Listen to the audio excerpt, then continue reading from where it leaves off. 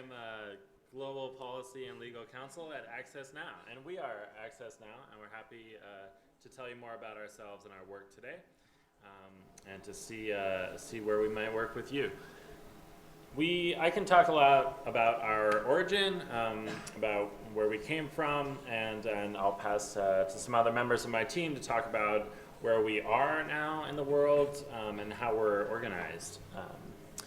And just in time is our executive director, Brett Solomon, who would probably do the best job talking about the origins of Access Now, but I won't put him on the spot unless, yeah? Sure. Is there a mic that we can pass? That'd be great. Hi. Sorry I'm late. No worries. So the history of Access Now.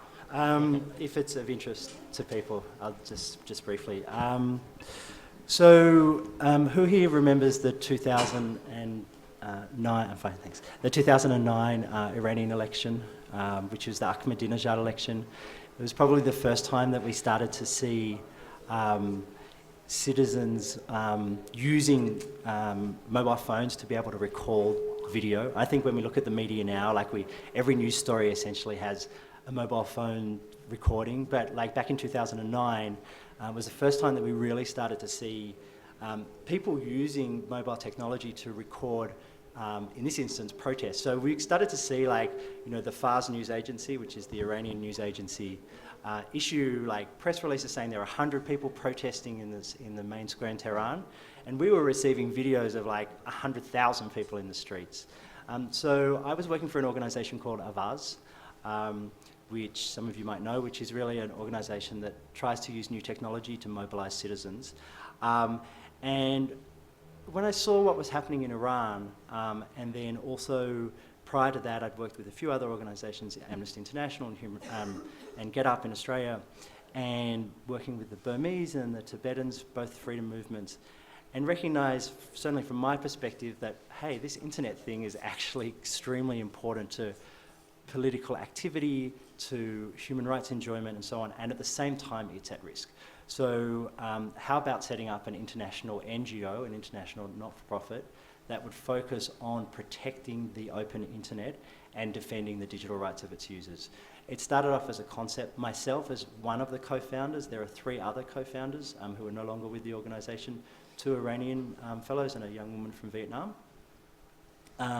And over the years, that was 7 years ago in 2009, and now in 2016 we have 40 staff all around the world, and we do, and maybe Pete can talk about some of the things that we do, but that's essentially the history. So from a concept to a lot of bumpy, some periods of bumpy roads along the way, to working with an extraordinary team of experts, some of whom are sitting here. So. Great.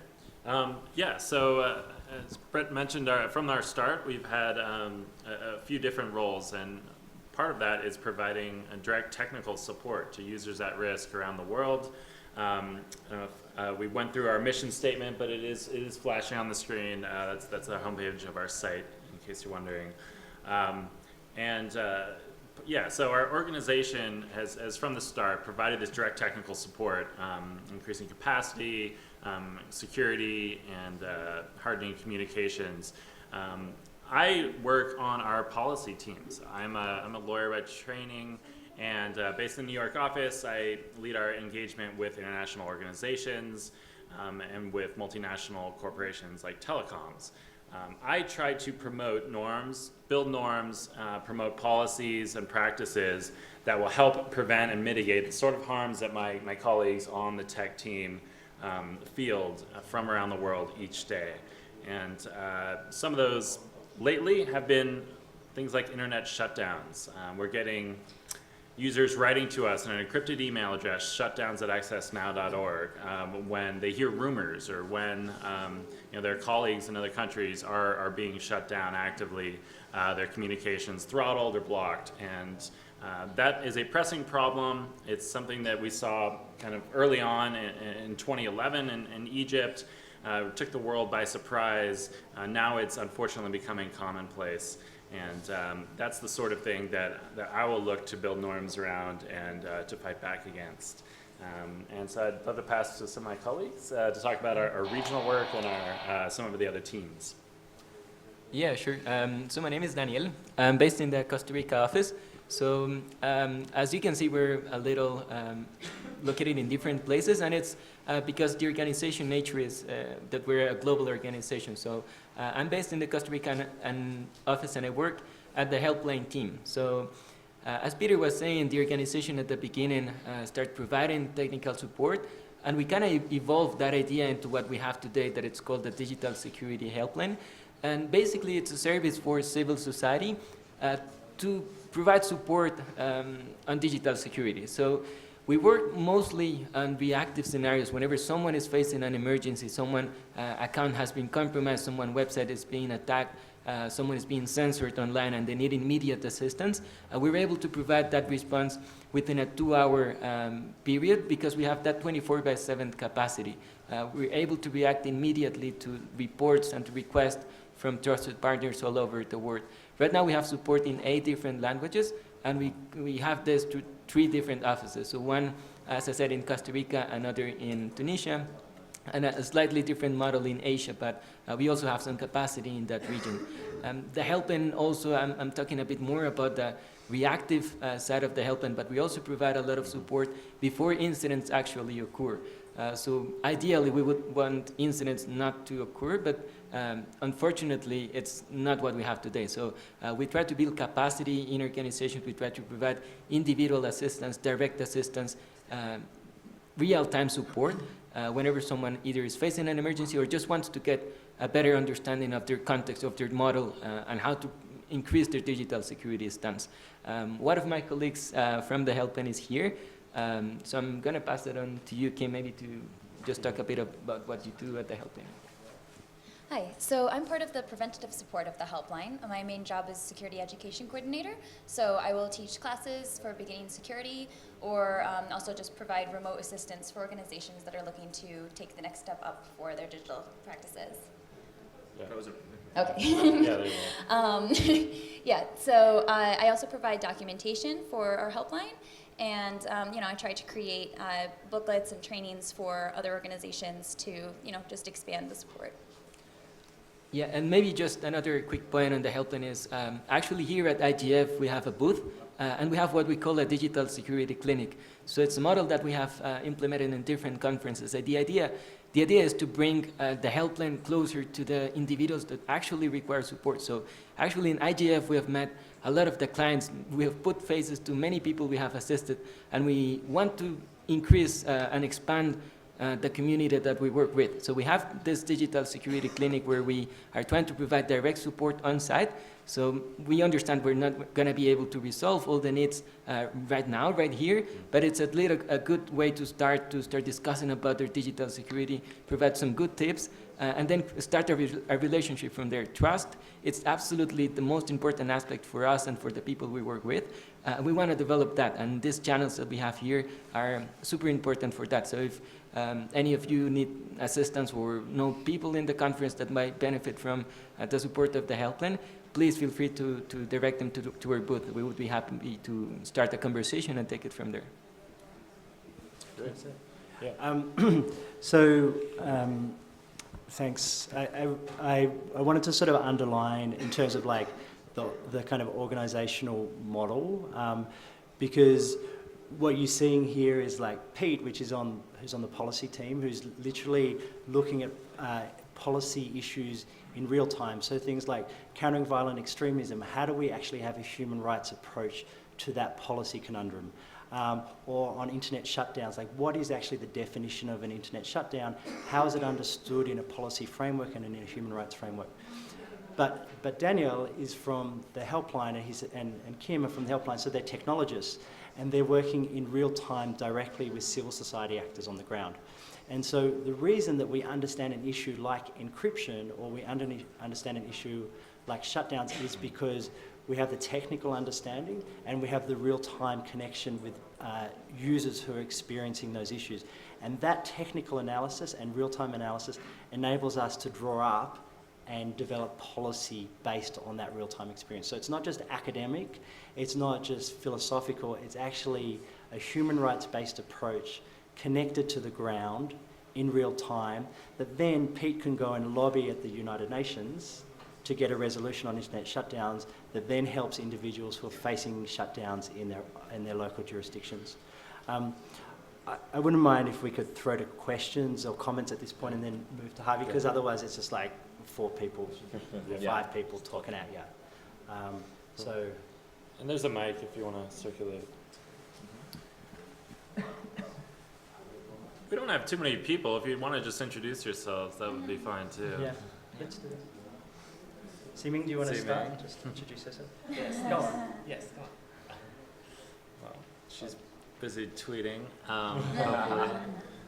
Over Twitter, you can send questions over Twitter. Do you want to just pass the mic around and just a quick introduction? Quick introduction? Yeah.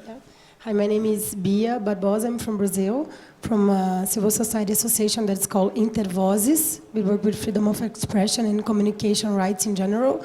And we have just started a partnership with Access Now through Javier to research on net neutrality in Colombia, Brazil, Mexico, and Chile. So it's with the support of the seed support from Access Now, we're doing this investigation with Direitos Digitales and Intervozes in Brazil. Thank you. Everyone? Okay. I'm João Brante, also from Brazil, associated at Intervozes as well. I was in the Brazilian government, in the Ministry of Culture until May, and now I'm doing some consultancy to Observacom, a Latin American NGO that deals with convergence and regulation and convergence. Thanks. Hello. My name is Hamada Tadahisa. I'm a chair of Japan Computer Access for Empowerment. We are NGO which supports other NGOs to utilize internet, and we are involved in many issues on information society, such as privacy and IPR and so on. Thank you. Hi, I'm Sam Jones. I'm a researcher at Americans for Democracy and Human Rights in Bahrain. We're a DC-based organization that works with the Bahraini community to advocate for greater human rights and raise awareness in DC and then on the international fora. If we're positing comments and questions, just to be indulgent, I'd love to hear more about your MENA work in the Gulf and things like that. Hi, good afternoon. I'm Paula Vargas. I'm from Argentina. I'm the academic coordinator of the Center for Technology and Society, University of San Andres. We, from academia, will run different programs on internet law and internet governance. And we are currently researching about a digital economy, transparency on takedowns, internet takedowns, and with Javier we were working on different tools to strengthen freedom of expression and to promote freedom of expression in standards in the country.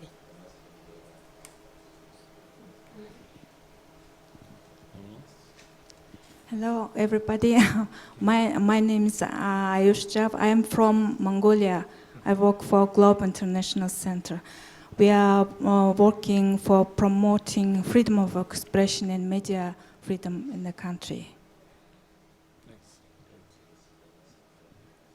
Hi, I'm Daphne Keller. I'm with the Center for Internet and Society at Stanford Law School.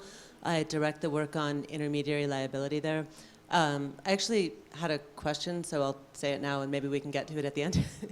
I think a lot of us are doing our agenda setting for the next year, and a lot of us are doing it in the context of sudden regime change in the countries we come from.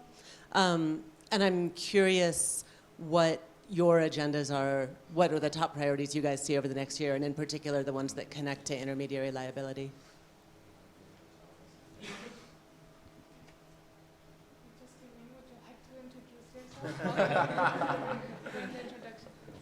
Hi, everybody.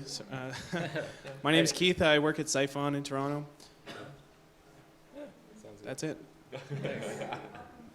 Okay, so we're done for the introduction phase. Thank you. So maybe I can respond to the first question about our work in the MENA region. So actually, I think for the helpline, MENA region has been the most active region of all the places we work on. The first helpline office, the first official helpline office that we had was the office that we have in Tunis. So we were able to develop connections and relationships with partners and individuals and activists on the ground. And that allowed, as I was saying before, trust is really important to the work that we do at the helpline. So at the beginning, establishing the office was one thing, but then connecting with the community was another. So for example, just as an example, we start the helpline maybe with 10 or 15 cases per month, a lot of them coming from that region in particular. Now, a couple of months ago, we had the biggest number of cases with almost 100 cases on the helpline in 1 month. And most of them were actually from the MENA region.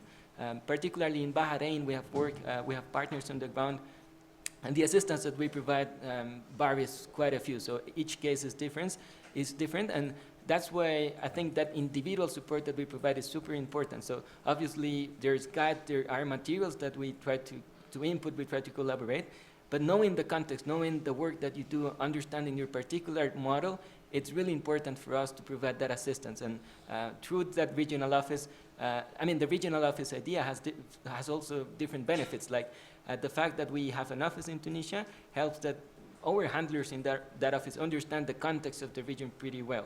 Obviously, each country has its own particularities, but it's like a main hub for the region, and we're able to work with partners that also collaborate with work on the ground that maybe we cannot do. So I'd be more than happy to chat further about our work, we can connect. But yeah, just as a general thought, MENA has been our most active work. It's obviously that there's repressive situations that do not contribute to the freedom online.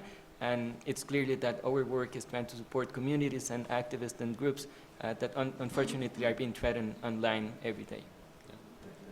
I could just add that, yeah, we've hired a new policy analyst for the first time in our Tunis office as well. So we'll be looking not just through our tech lens.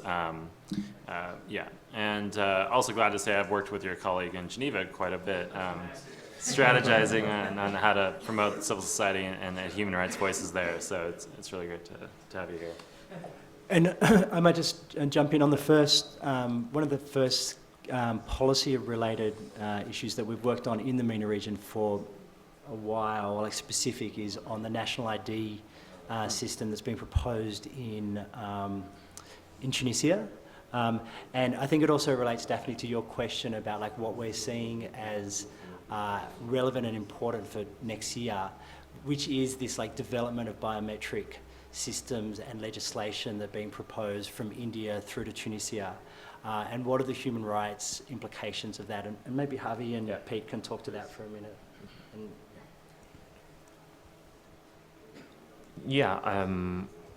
About, you mean about the I think biometrics? Yeah, biometrics, but also OTTs.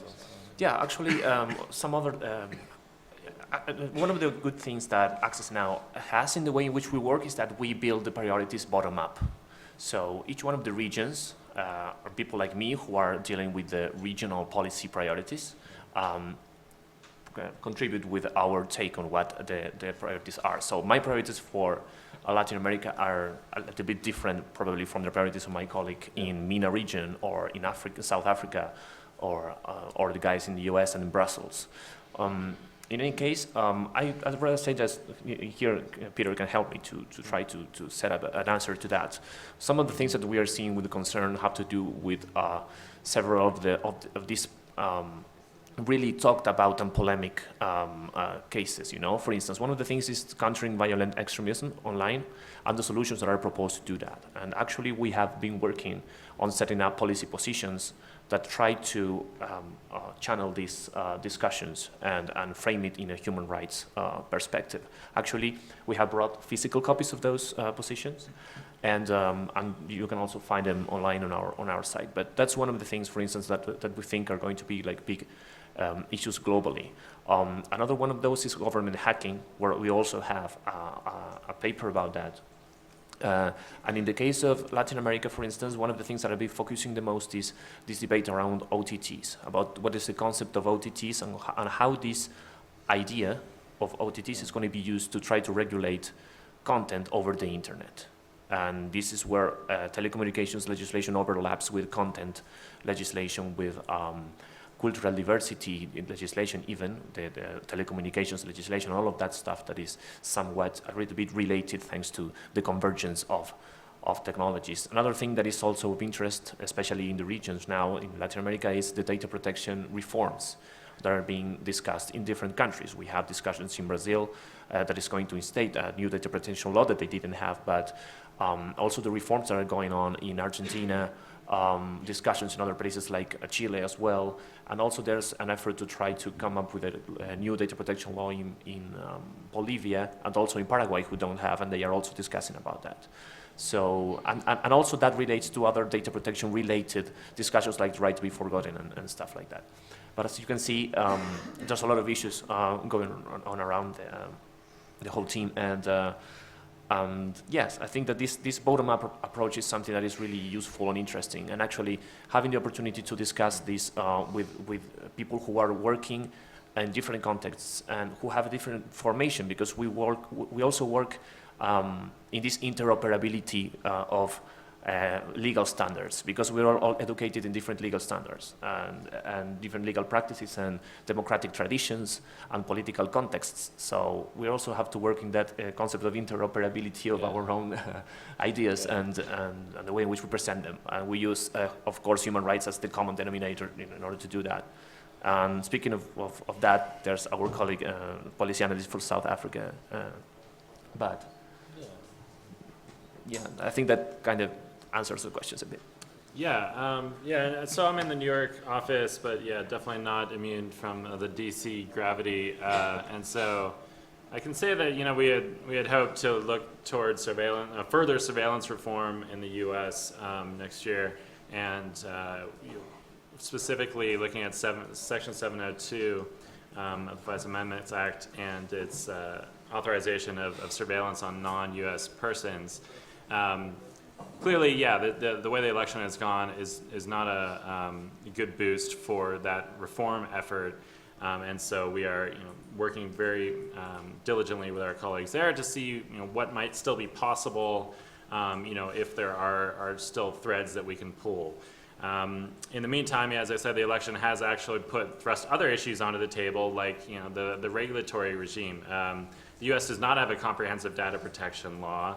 It's made fits and spurts and starts towards broadband privacy in the last year and protecting the privacy of ISP users.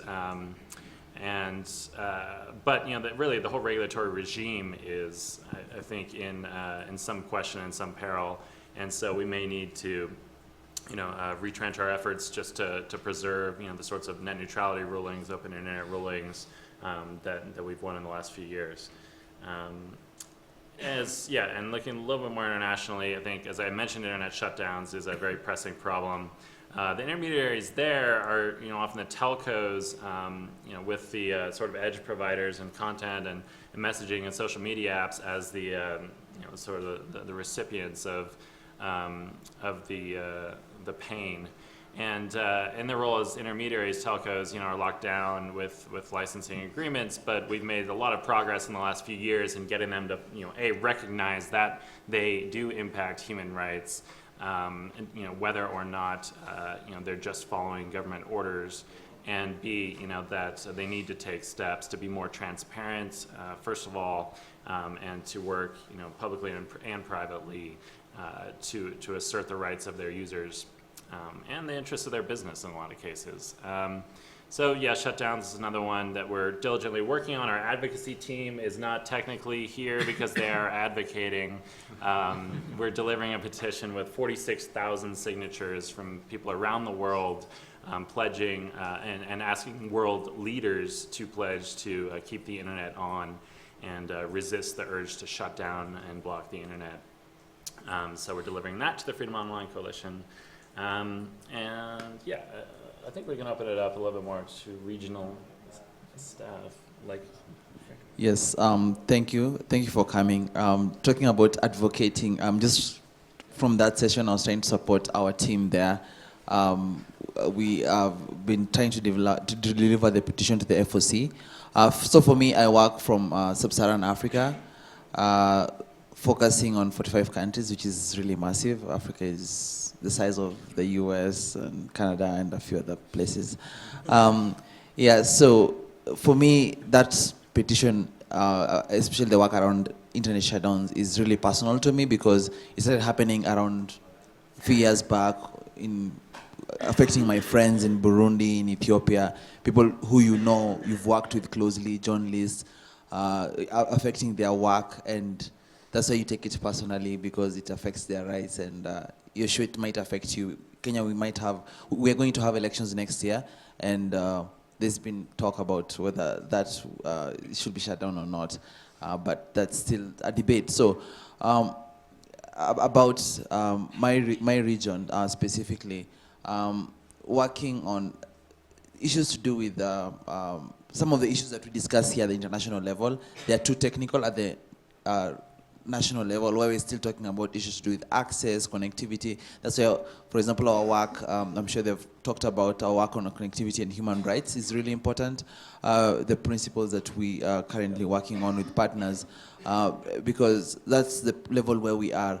I traveled 2 months ago, a month ago, almost a month and a week ago, to Gambia, where even when you talk about there was an internet shutdown during elections, when we were there for an African Union meeting, you could only access WhatsApp and Gmail and do work, but through connecting through a VPN. It wasn't possible to do, even on a normal day when you say the internet has been restored. And look at the percentage of the people online. For example, even in Ethiopia, there's been an internet shutdown, and it's good that last week the Ethiopian government allowed the internet to be back on fully. Less than 5% of Ethiopians are connected on the internet. So yes, we still talk about the work on human rights. We still need to go back to the basics, especially in my part of the world, because someone says, yes, the work you talk about is important, but then not all of us are connected. So that's something we need to still keep talking about, so that these benefits of the internet can be reaped also at by the next 1 billion users, because the next 1 billion users are still at that connectivity level. And that's my biggest thing that I wake up with every morning. What is the best way for us to connect, the cheapest, and still respecting human rights? Thank you. Just jump in on the connectivity issue, because the original conception of the organisation was not actually about access, even though the organisation's name is Access, or Access Now. But over the last year, it's become clear, and again, and I'm sorry not to sort of be able to prioritise the issues, because there's just so many issues, and we try to be not like, here's our strategic plan for the year, and if it doesn't fit in our strategic plan, we won't do it. It's like, okay, how do we as a nimble, effective organisation respond to incidents and issues as they occur?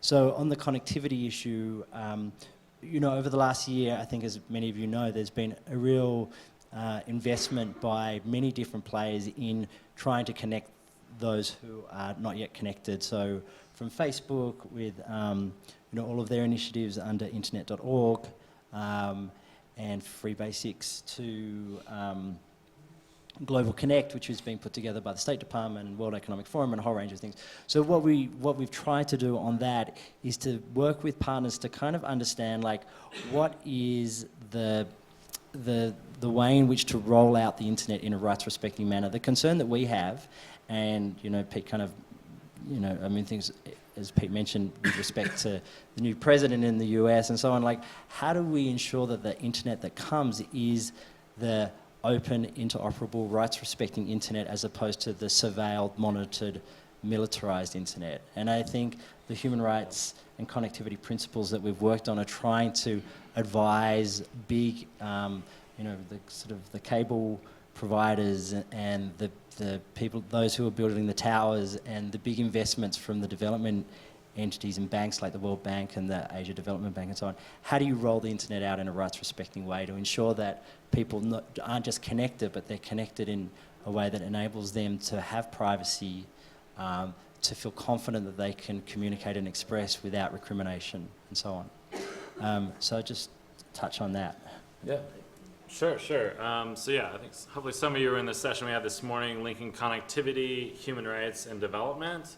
And we're developing a set of principles, still getting input, showing kind of the indispensable interdependent nature and relationships between efforts to grow the digital economy, to maintain openness and security online, and to achieve a world where all least developed countries are online in an affordable way by 2020, which is the Sustainable Development Goal 9C, which is incredibly ambitious. So we have urgent work to do, but not only is it urgent, but we want to do it in a way that prevents a lot of the harms that we see. How do you build, a new infrastructure system that's resilient, that's redundant, that is not susceptible to shutdowns and blocking? How do you ensure that privacy is respected by design? So those are some of the questions we're asking, and we're looking for new fields and new partners and new stakeholders like the finance experts and ministries to help us answer those. Yeah, and I would like to do a small parenthesis about this question that by Daphne about the priorities. Much of our work is programmatic, but it's also reactive. And in the regions, that's really a challenge, and that shows a lot. Because actually, that's one of the most interesting challenges that we have. Because doing policy in Latin America sometimes is hard in the sense that you don't really know where the next threat is coming from sometimes. And we have here a very valuable partner from Brazil. They can tell you that you can have like 12 or 13 dangerous bills coming up from one month to the other, and you just didn't see. Yes, and you don't know where those things come from. In some other cases, we have laws that get discussed and passed in record times, and sometimes governments use other public distracting episodes, like for instance football matches or stuff like that, in order to pass a bill without public attention because everyone is looking at the match. I mean, there's stuff that is surreal going on, and surveillance is surreal, and there's a lot of threats that are surreal. And sometimes we have to react just outside of our planning or original stances because just we need to be there to assist people. And the other thing is that about what Brett mentioned of the mandate. It's like we, for instance, have been doing access as a part of our work, but it's becoming a part of our work because of the human rights threats that are tied to access. One of the things about that is, for instance, the last campaign that we were working on was on e-voting in Argentina, for instance. So we don't actually have a position or something that is involved in our mission related to e-voting machines or e-voting in itself. But now that this is an issue in the US now, okay. But this is an issue in Argentina now because the proposed legislation in Argentina that we collaborated into on a campaign to bring it down was that digital security researchers who were willing to inspect the machines were going to be imprisoned. And there were penalties that were stated there in the bills for everyone who tried to kind of know what the machine is doing. And that's actually, for one side, one way of protecting digital security researchers, that's within our mandate, and the other thing is about what is the really close relationships between speech and access to information and the freedom of expressing information, of accessing to it in order to be able to participate in public speech, and the access to code and the right to know what a machine is doing, especially if that machine is intermediating between you and a political right, okay? So this frontier is expanding all the time, and we are presented with the challenge of reacting unexpectedly and also expanding our mandate toward things that were not really clear in the beginning. Is there anyone else? Yeah, comments? Questions? Comments, ideas, questions, criticisms? Yeah. Yeah, please. It says, what kind of security can they provide to journalists here in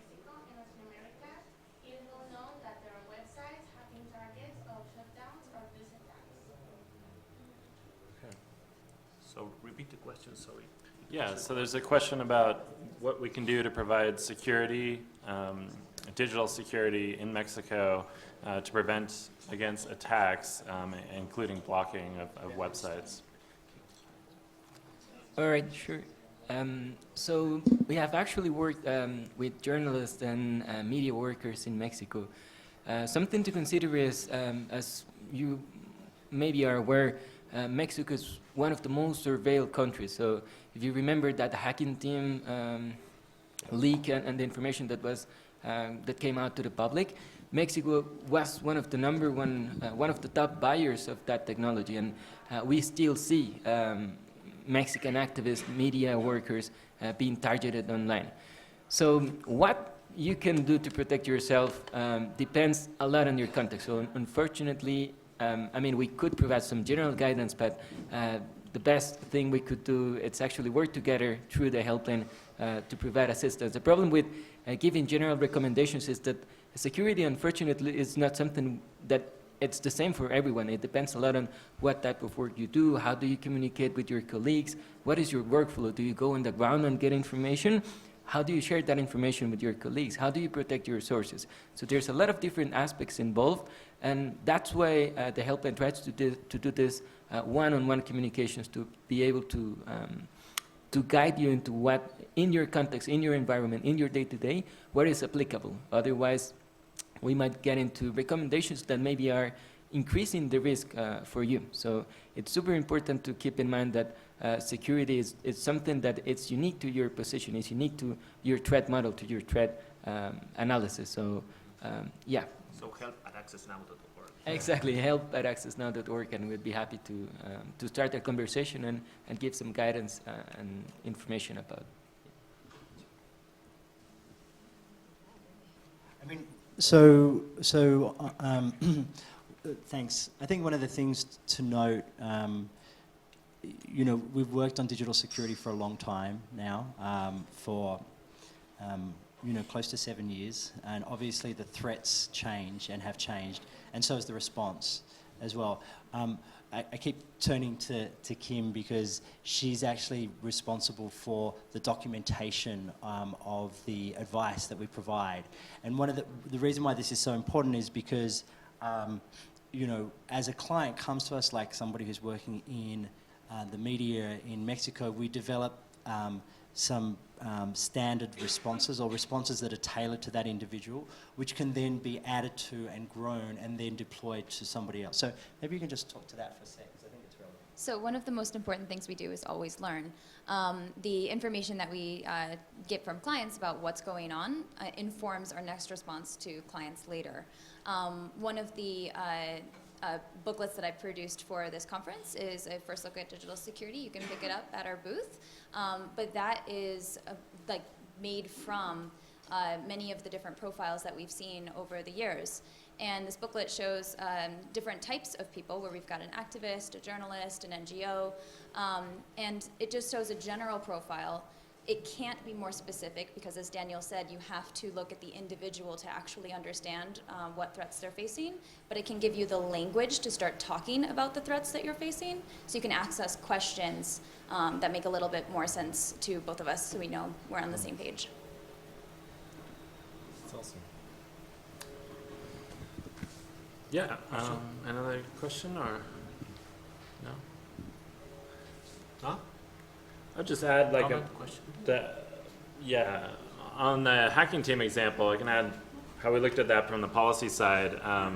Export controls are a really complicated tool, but in this case, hacking team, which is based in Italy, lost its license to export its general license to export its products, its software around the world, in part due to its use for this sort of unlawful surveillance, and we gave an award to the Italian official, the minister, who was responsible for revoking its license. So it was a nice victory of sorts.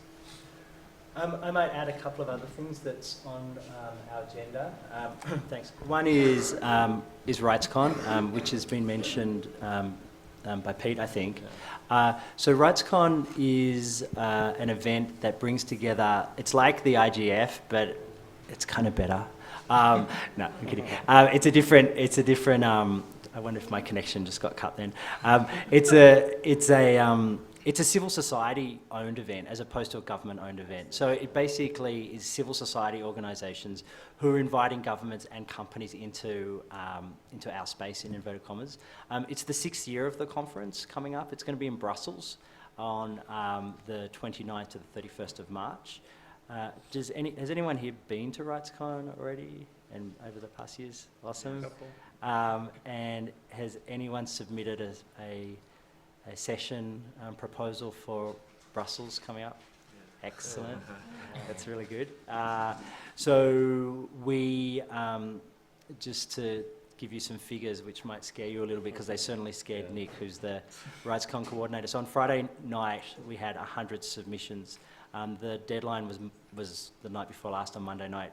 So on Tuesday morning we had 400 submissions for sessions, which is just like really exciting. It's obviously a need for RightsCon to happen. I think that it's an opportunity for individuals and organisations and companies and champions within governments to actually talk about these issues in a way that is strategically important, in the way that it can actually advance that issue. So it's 1,000 people generally from 85 countries. It's specifically designed for all of the different stakeholders to work together to work out how can we move forward on issues from intermediary liability to hacking to digital security. And so anyone who's not aware about it, there's some information up here, and we definitely encourage you to come. And the other thing that I wanted to mention, is Access Now grants, which has been touched on, and maybe Pete. I think we have some recipients. Yeah, there's a couple of, who here is a recipient of Access Now grant? I think. There's at least 2 organisations. 2, yes. 3, actually, 3 organisations. Access Now grants. Yeah. So maybe we can chuck to you guys, but I just to give you the framework for it. So the Swedish government granted Access Now basically $1 million a year, which was more when the exchange rate was to our advantage, but to re-grant. So we've set up a whole program within the organisation, and we're a civil society organisation ourselves, so we're looking for money, and we're also giving money away, which is kind of a new evolution in the organisation, which is exciting. I think the Swedish government provided us with that money because we're a lot closer to the ground, and we know who we think is doing good work, and what the kind of landscape is. We have an independent advisory board, so it's not up to us to decide, which is important, because otherwise it creates a kind of conflict of interest. But all the people here, and so there's 38 members of the team around the world who are kind of like outposts who are able to kind of advise and support and encourage applications, or at least the grants team to be able to identify who it might be eligible. So if there are individuals here, organisations who are interested in talking, you can talk to me afterwards. Yeah, and a small addition to that idea of the access grants is that actually they cover a need for organizations which don't have the legal or organizational structure that may allow them to apply for themselves to international funding. So sometimes they don't have this legal board that you need, and all the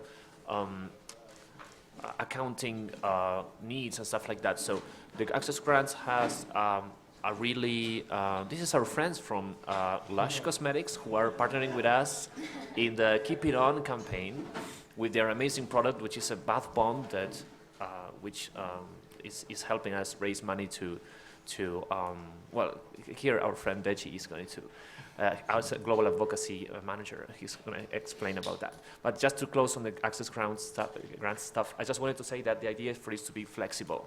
So it can be available for people who don't necessarily have a structure behind them that is going to allow them to apply for the funds for themselves. Deji? Yeah. Yeah, you can sit here.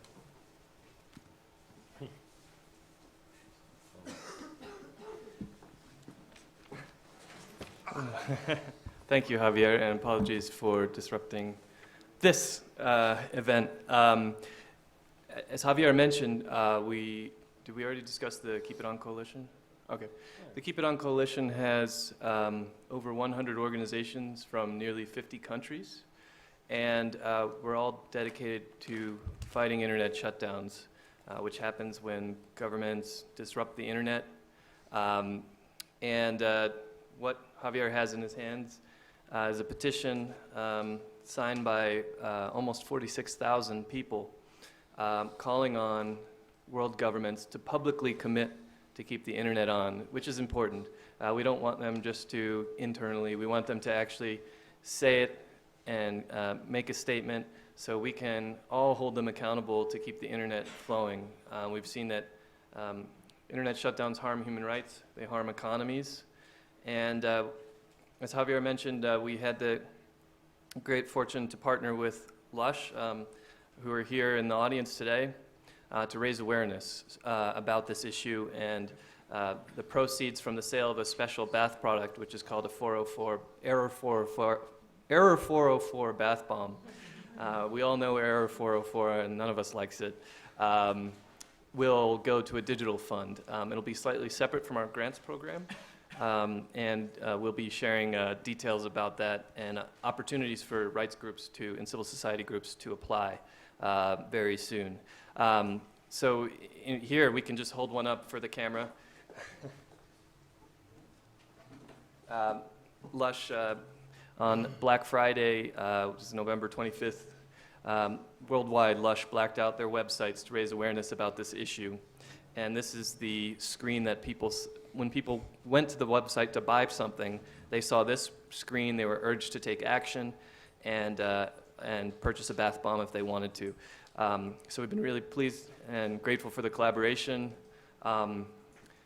This work, fighting shutdowns, is a team-wide effort. It's a campaign that's required in-depth policy expertise from Peter Misek and here who you've already heard from, and Javier Payero, as well as Ephraim, and then technical expertise from our teammates on the Digital Security Helpline, so we've been really grateful. It's a multi-stakeholder problem. It's very complex, but the solution is simple. Keep it on. All you have to do is keep it on. So thanks. Happy to answer any questions. This is it. And this is the Error 404 bath bomb, which you can still get, unfortunately not in Mexico, but can you still get it today? Oh, okay. Oh, okay. You can still get it today. Great investment in human rights. So you'll smell better.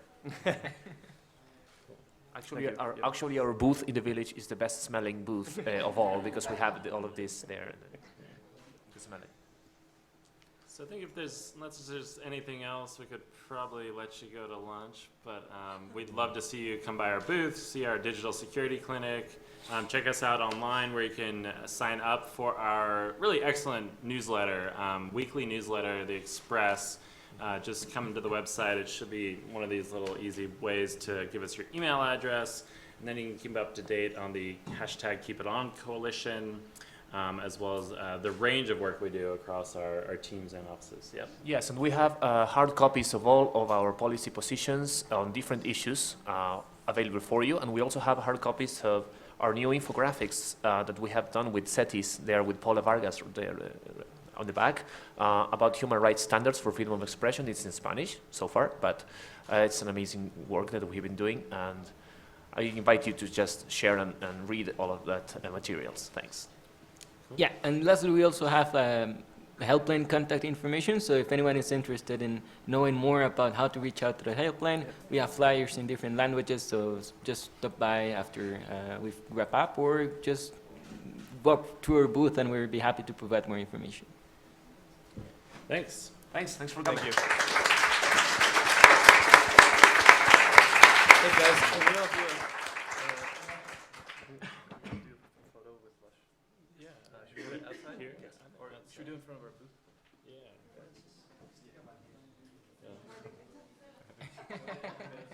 We are now in the mood for